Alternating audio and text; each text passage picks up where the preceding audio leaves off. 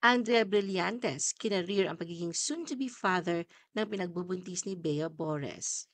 From single rich tita to self-proclaimed father figure, pinapatunayan ni Andrea na ang tunay na pagkakaibigan ay kayang maging kasing tibay ng pamilya.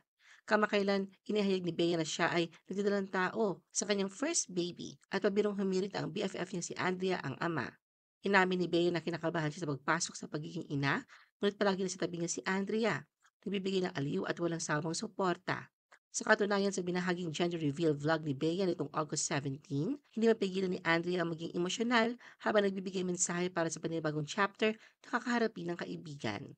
Anya, Sobrang happy lang ako kasi alam ko talaga na kaya ko ni Bea. Hindi ko alam kung babae o lalaki, stress na ako.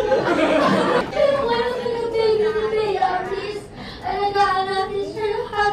dito na tuluyang bumigay si Andrea at umiiyak niyakap si Bea. Narinig naman ang pagsigaw ng isa sa mga bisita. Ikaw na daw yung tatay.